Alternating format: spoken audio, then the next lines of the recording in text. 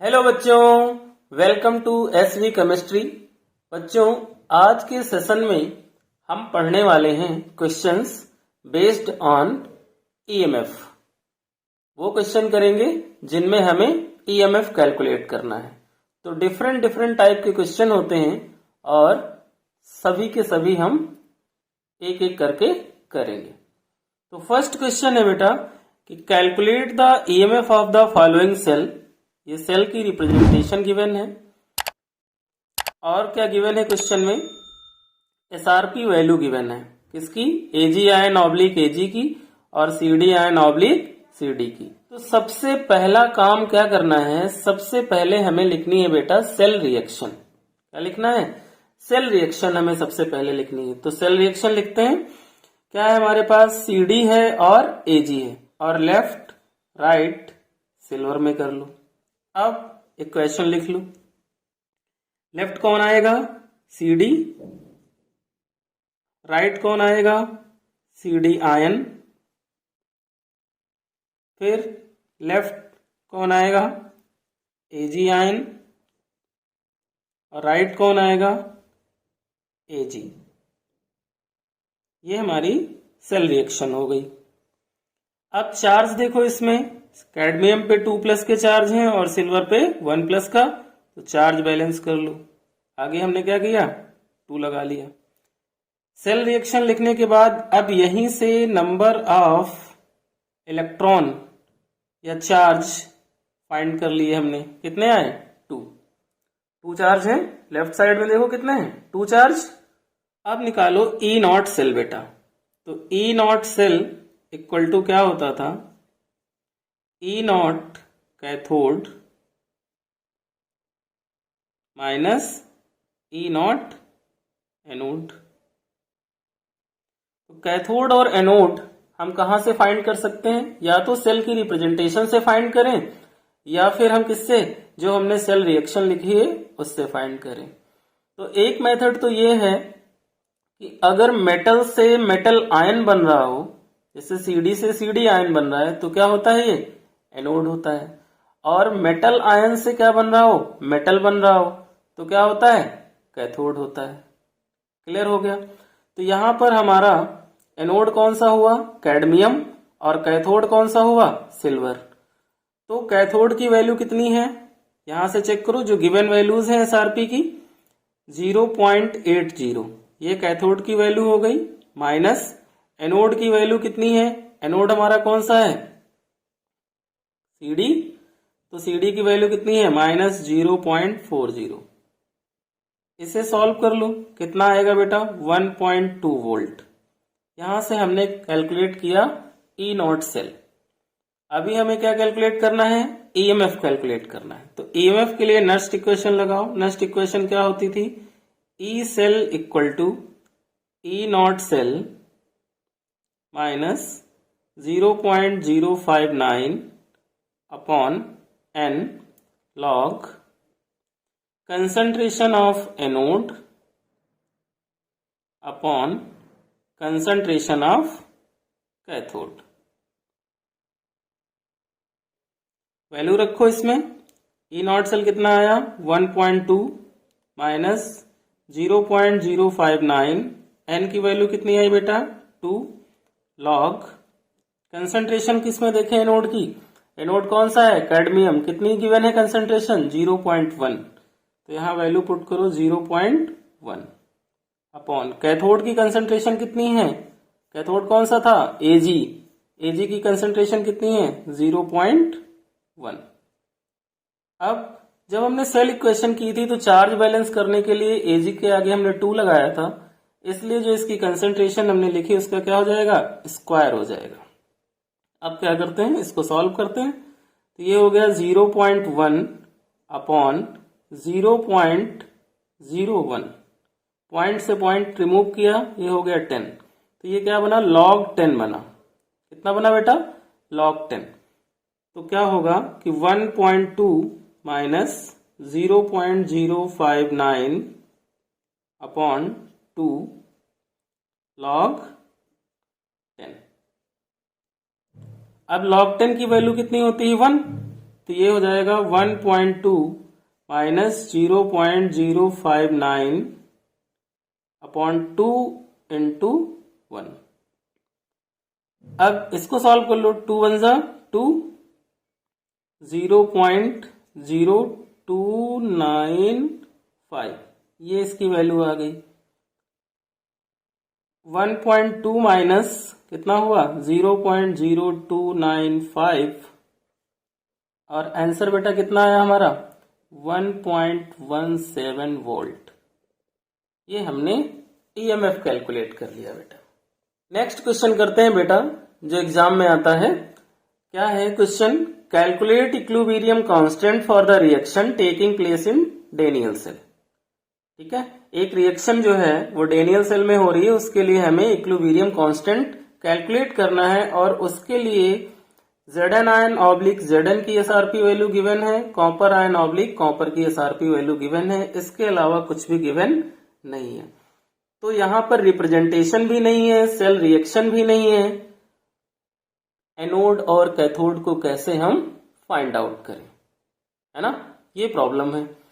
तो उसके लिए बेटा हम क्या करेंगे कि जो वैल्यू यहाँ पे निगेटिव है बेटा वो क्या होगी, एनोड की वैल्यू होगी, और जो वैल्यू यहाँ पे पॉजिटिव है वो किसकी वैल्यू होगी, वो कैथोड की वैल्यू होगी। तो यहाँ पर अब हम ई नॉट सेल कैलकुलेट कर सकते हैं। ई नॉट सेल इक्वल टू क्या होता था, ई कैथोड माइनस ई एनोड होता था। तो एनोड की वैल्यू कौन सी है, जो निगेटिव वैल्यू है, और कैथोड की वैल्यू कौन सी है, जो पॉजिटिव वैल्यू है। तो कैथोड की वैल्यू कितनी हुई 0.34 माइनस एनोड की वैल्यू कितनी माइनस 0.76। इसको हमने फाइंड किया, ये आया हमारा 1.1 वोल्ट।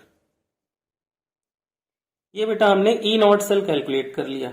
अब हम क्या करें, अब हम इक्विलिब्रियम कांस्टेंट के लिए फॉर्मूला अप्लाई करें। तो इक्विलिब्रियम कांस्टेंट फाइंड करने का जो फॉर्मूला होता था वो होता था 0.059 अपॉन n log Kc। अब यहां पर n हमें फाइंड करना है, तो n कितना होगा, 2 प्लस चार्ज Zn पे भी है, 2 प्लस चार्ज कॉपर पे भी है। तो यहां के लिए जो n की वैल्यू होगी वो कितनी होगी, 2 हो जाएगी, है ना।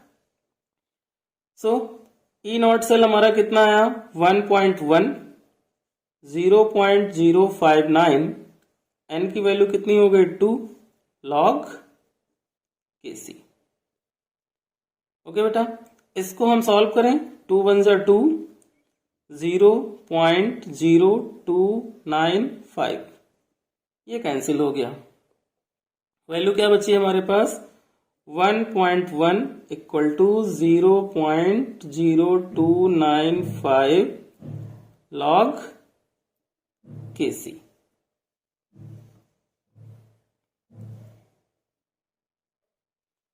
इसको सॉल्व करें तो 1.1 अपॉन 0.0295 log Kc। पॉइंट से पॉइंट रिमूव करें, 1 2 3, है ना, नीचे भी पॉइंट के बाद 4 डिजिट और ऊपर भी पॉइंट के बाद 4 डिजिट। ये हमारा बन गया 11,000 अपॉन 295। और इसको सॉल्व करेंगे जब, तो वैल्यू आएगी बेटा हमारी 37.28 log Kc। अभी Kc हमें फाइंड करना है, तो Kc इक्वल टू क्या हो जाएगा, एंटी लॉग 37.28। एंटी लॉग बेटा टेबल से भी निकाल सकते हैं और इसको फाइंड करने के मेथड भी हैं, ठीक है ना।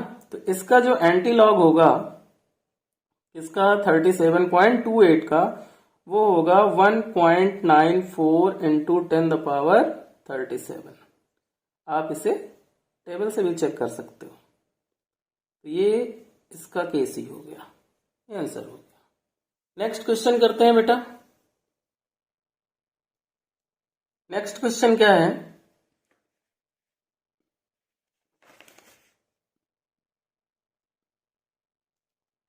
नेक्स्ट क्वेश्चन करते हैं बेटा।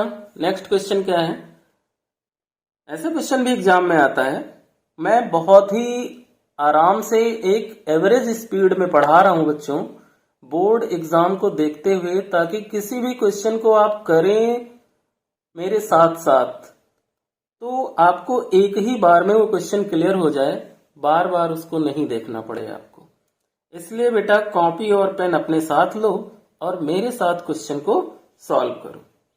क्वेश्चन क्या है बेटा, calculate E naught cell and delta G naught for the above reaction. ये क्वेश्चन गिवन है क्रोमियम और कैडमियम की, और हमें एसआरपी की वैल्यू गिवन है क्रोमियम एंड कैडमियम। कैलकुलेट करना है E naught cell. E naught cell का फॉर्मूला क्या होता था बेटा, E naught cell equal to होता था E naught cathode minus E naught anode. तो इस इक्वेशन से हम कैथोड और एनोड फाइंड कर सकते हैं, है ना। क्या है, क्रोमियम मेटल से क्या मिल रहा है हमें, मेटल आयन, क्या हो गया एनोड। कैडमियम आयन से क्या मिल रहा है, प्योर कैडमियम मेटल, क्या हो गया कैथोड। यानी कैडमियम क्या है, कैथोड है, ठीक है, कैडमियम कैथोड है। चाहे तो हम इसकी रिप्रेजेंटेशन भी लिख सकते हैं, और रिप्रेजेंटेशन लिखने के बाद भी लेफ्ट और राइट का फॉर्मूला अप्लाई करके हम एनोड कैथोड फाइंड कर सकते हैं। बट अगर कोई मेटल आयन में कन्वर्ट हो रहा है तो वो एनोड होता है, और मेटल आयन मेटल में कन्वर्ट होता है तो वो क्या होता है, कैथोड होता है। तो हम यहीं से भी फाइंड कर सकते हैं कि एनोड कौन सा है, कैथोड कौन सा है। तो क्रोमियम क्या हुआ हमारा, एनोड हो गया, और कैडमियम क्या हुआ हमारा, कैथोड हो गया। तो कैडमियम हमारा कैथोड है, तो इसकी वैल्यू कितनी है, -0.40। ये कैथोड की वैल्यू है, और एनोड की वैल्यू है -0.74 वोल्ट। इसको सॉल्व करेंगे तो वैल्यू क्या आएगी, 0.34 वोल्ट। ये हमारा ई नॉट सेल आ गया। अब बच्चों क्या है कि इस इक्वेशन से हम एन को फाइंड करें, तो इक्वेशन में क्या होगा, यहां पे 2 है, इक्वेशन में क्या होगा कि चार्जेस काउंट करें, 3 2 जा 6, और इधर भी 3 2 जा 6, यानी एन की वैल्यू कितनी आ गई, 6 आ गई बेटा। कितनी आई, 6। तो फॉर्मूला हमारा डेल्टा जी नॉट का क्या होता था, delta G naught equal to -NF into E naught cell. N की वैल्यू कितनी आई, 6। फैराडे कांस्टेंट कितना होता है, 96500 इंटू ई नॉट सेल हमने कितना कैलकुलेट किया है, 0.34। इसको मल्टीप्लाई कर दो, जब मल्टीप्लाई करोगे तो वैल्यू आएगी -196,860 जूल, और इसे किलो जूल में कन्वर्ट कर सकते हैं तो ये वैल्यू हो जाएगी -196.86 किलो जूल। इसे आप मल्टीप्लाई करके सॉल्व कर लेना, ये आंसर आएगा। नेक्स्ट टाइप का क्वेश्चन जो एग्जाम में पूछते हैं वो क्या है कि calculate EMF of the following concentration cell. ये किसका है, कंसंट्रेशन सेल का है, और उसके लिए हमें कंसंट्रेशन सेल की रिप्रेजेंटेशन गिवन है, जिसमें Cu आयन में कन्वर्ट होता है तो उसकी कंसंट्रेशन है 0.01 मोलर, और Cu आयन Cu में कन्वर्ट होता है तो उसकी वैल्यू है 0.1 मोलर। अब जब हम कंसंट्रेशन सेल को डिस्कस कर रहे थे उस समय हमने ये बताया था कि जो C2 की वैल्यू होती है वो ऑलवेज ग्रेटर होती है C1 से, है ना।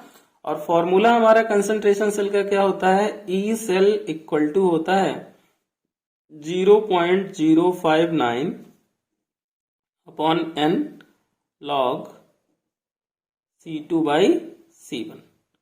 तो C2 की वैल्यू कौन सी होगी, जो ग्रेटर वैल्यू है, और ग्रेटर वैल्यू कौन सी है दोनों में, 0.1। तो ये हो गया C2 और ये हो गई C1 की वैल्यू।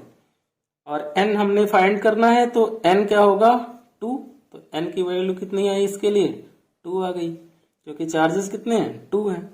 तो यहाँ पे सॉल्व करो, ई सेल निकालो, 0.059 अपॉन कितनी आई n की वैल्यू 2, और लॉग C2 की वैल्यू कितनी है 0.1, और C1 की वैल्यू कितनी है 0.01।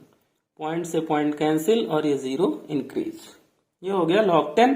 और log 10 की वैल्यू कितनी होती है 1, तो ये हो गया 0.059 अपॉन 2 और log 10 की वैल्यू यहाँ पे 1 हो गई। इसको सॉल्व करेंगे तो आएगा 0.0295 वोल्ट। ये हमारा कंसंट्रेशन सेल के लिए क्या हो गया ईएमएफ निकल आया।